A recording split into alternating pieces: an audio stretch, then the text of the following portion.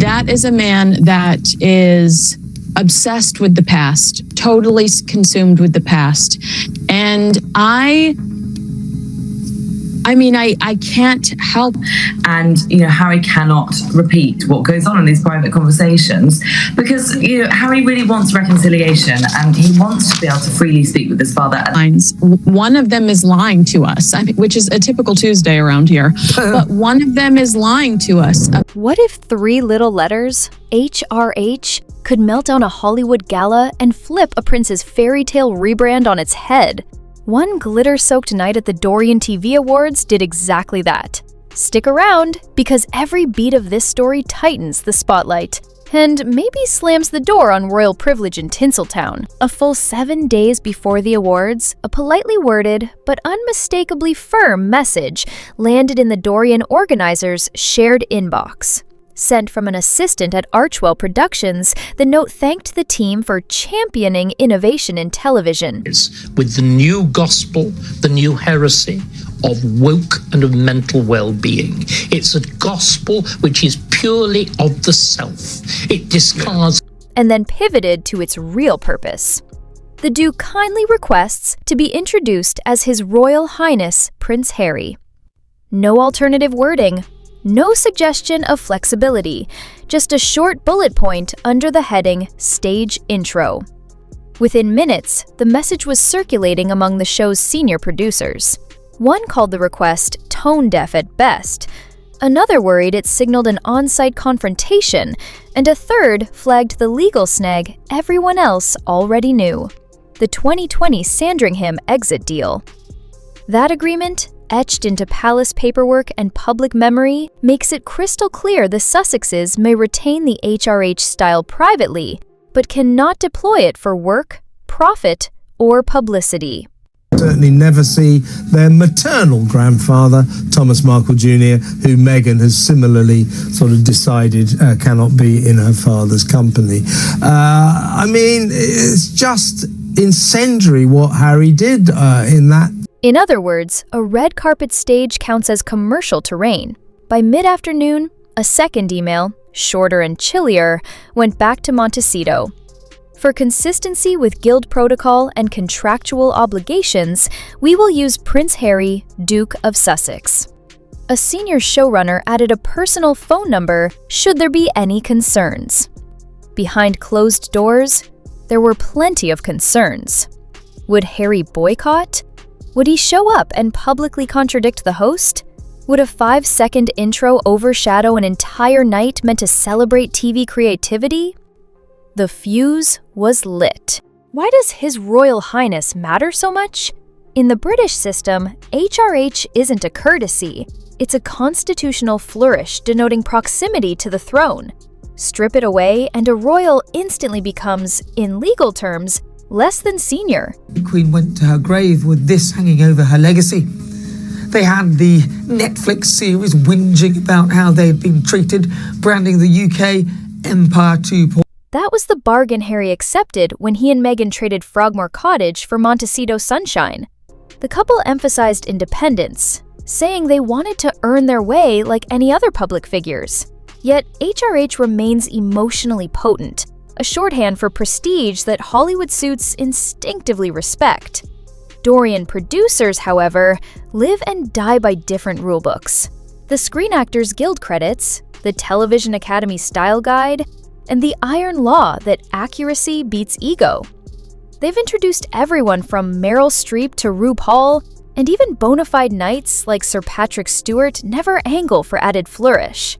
Which is where most people left it, about the importance of a relationship between child and father, which is odd because neither her or Harry seemed to want one with theirs. We had that sycophantic podcast archetypes, where Meghan... In fact, UK protocols caution against rank inflation in entertainment settings because it muddies intellectual property rights. If the announcer had slipped in HRH, the awards risked headlines about floating royal agreements, headaches no mid-tier gala wants. The back and forth, therefore, wasn't personal. It was business. Still, the single line in Harry's rider felt symbolic, a prince pressing the boundaries of a deal he once embraced to escape them. Industry veterans sensed trouble. One candid director texted a colleague, "If they cave tonight, every Oscar party next spring will be HRH Gate 2.0. They vowed not to cave. At 7:01 p.m. local time, the Sussex SUV rolled to the curb. No Meghan in the back seat. No Archwell comms officer flanking the door. Just Harry, jacket sharp as a scalpel, stepping into a gauntlet of lenses. That he is believed in, to his family, to the monarchy, to the country, to his grandmother. Paparazzi shouted friendly lines. "Looking great, Duke!" But reporters noticed he skipped the usual jocular wave, heading directly for the photo line marks, like a man on mission. Body language analysts later pointed out his shoulders were locked high, suggesting tension. Fans of the couple lining the barricades kept asking staff, "Where's Meghan?" The official press sheet had listed her as expected. Rumors raced down the rope line. Childcare clash? Secret filming elsewhere? Or perhaps a quiet standoff behind palace-sized gates?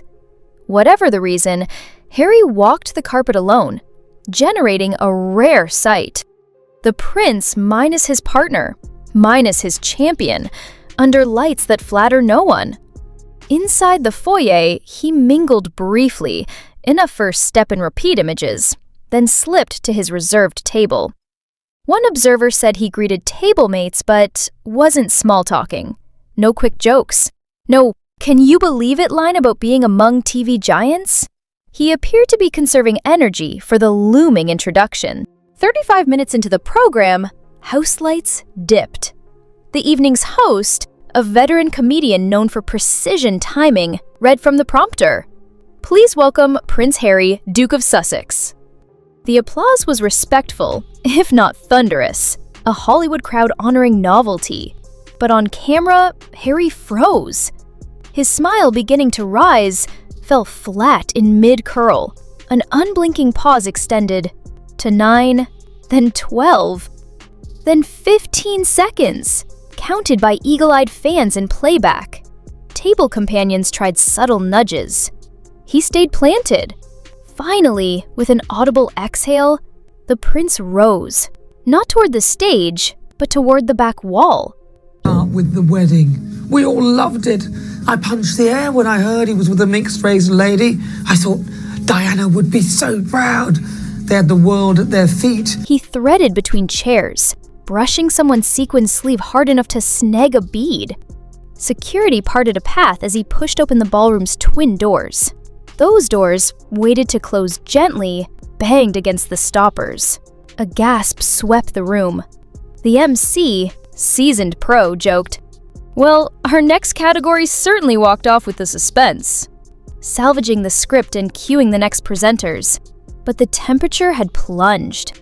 Every other winner of the night later said they felt like understudies performing after the star quit on stage. Within 60 seconds, the first clip hit X, a shaky phone video titled, "When HRH is MIA." By the commercial break, hashtag Hollywood doesn't do HRH was trending, accompanied by hashtags Pound Prince Petulant and Pound Doorslamgate.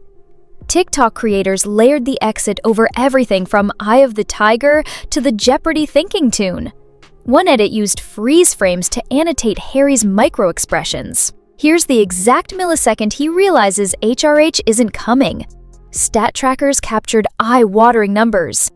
22 million views during the first hour, 90 million in 12. Influencer commentary poured fuel. A film reviewer tweeted, "Hollywood hierarchy, producers, princes," racking up 500,000 likes. Late-night writers stored the incident in their monologue folders before dessert was served in the ballroom. By dawn, even morning news shows in the UK ran loops of the slam, eclipsing Wimbledon coverage. Memes ranged from harmless fun, a toddler dropping a plastic crown labeled Harry today, to stinging satire. A faux Netflix poster, "The Crown, season film in it," Much accused a member of the royal family of being a racist. Fast forward a few years later, after putting them through hell, Harry denied racism within the royal family and called it unconscious. When you quit but don't quite quit. For every joke, brand consultants saw a reputational ding. Meghan's scheduling conflict got harder to defend when paparazzi photos emerged. The Duchess in Lululemon leggings, smoothie in hand, strolling Montecito's Village Road at the same hour as the ceremony. The optics set social media ablaze. Was she distancing herself or protecting her personal brand?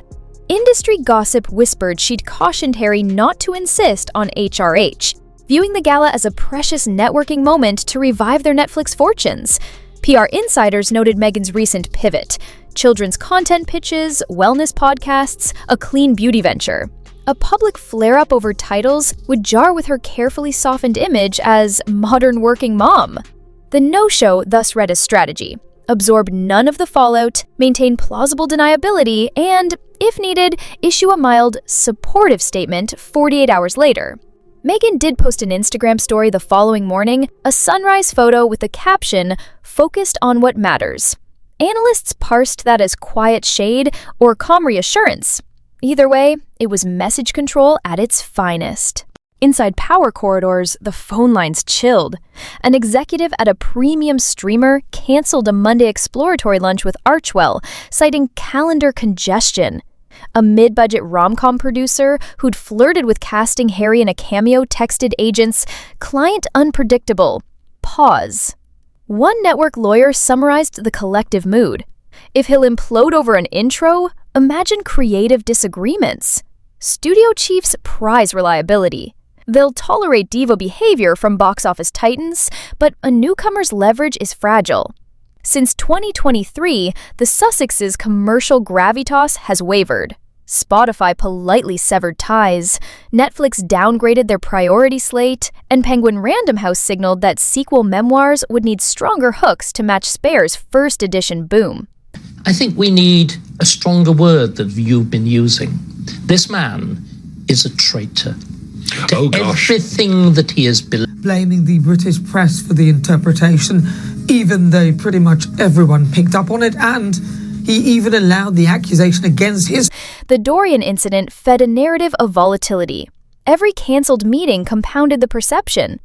Agents also worried about liability. If Harry insisted on HRH in future press materials, distributors might face legal pushback from Buckingham Palace or UK regulators guarding royal marks. One publicist joked, "I can't risk my campaign turning into a constitutional crisis." Hyperbole, sure, but hyperbole moves budgets. Opinion columns seized on one theme: authenticity fatigue. For years, Harry and Meghan's story thrived. Escape the palace, seek independence, champion mental health.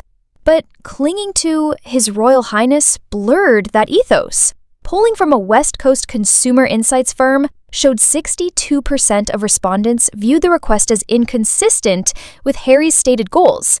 49% called it entitlement. Corporate sponsors watch such trend lines like Hawks. A sports apparel brand quietly redirected a charity initiative that had been earmarked for Archewell. Advertisers know audiences forgive missteps, but despise hypocrisy. If the brand promise is freedom from hierarchy, an HRH battle turns the nation upside down. Even sympathetic media side. A liberal culture podcast that once hailed Harry as a case study in self-reinvention devoted an episode to When the Rebellion Becomes Another Facade. Listeners flooded comments with variations of #pick a lane. The Sussex mystique, glamorous yet relatable, spurted fissures faster than Archewell's comms team could patch. Within 12 hours, sources close to the Duke told a U.S. magazine that Harry was surprised, not angry, and left to take an urgent call. Unfortunately, the Ballroom live feed, now viral, showed him scrolling after exiting. Crisis managers know video beats anonymous quotes every time. Body language specialists on breakfast shows replayed the moment frame by frame. Clenched jaw, tightened lower eyelids, lips pressed thin, classic markers of frustration. Tabloids harvested stills for front pages. Prince in a huff. Even moderate broadsheets splashed headlines like Royal Flashpoint in Hollywood. The more spin circulated, the more the footage entrenched itself as canonical truth. One commentator likened it to the Streisand effect. Attempts to downplay only magnified attention. Archewell eventually released a 54-word statement emphasizing Harry's respect for creative communities and ongoing partnership discussions. Critics noted the statement omitted any mention of HRH, effectively validating the organizer's protocol. Hollywood lives by a simple binary: evolve or expire. To regain footing, insiders suggest 3 potential moves. Titled Detox. Harry could publicly reaffirm the 2020 deal. No more HRH requests, full stop. A decisive pledge might reassure skittish executives. Low ego project. Sign on to a production in a humble role. Say, consulting producer on a veteran-led docuseries to prove he can collaborate without headline drama. Success there could thaw relationships. Earned, not entitled tour. Lean into service again. Visible community work, transparent progress updates on Archewell grants. That counters the entitlement narrative and fuels positive content cycles. Failing that, the momentum may keep slipping. Hollywood corridors always buzz with fresh faces. If the Duke clings to a style no streaming algorithm recognizes, he risks becoming the punchline of pilot season jokes, and the next meltdown clip is only ever a smartphone away. The ball is firmly in Harry's court. Or rather, on Harry's stage, minus 3 little letters that now weigh more than any crown. Your move, Duke.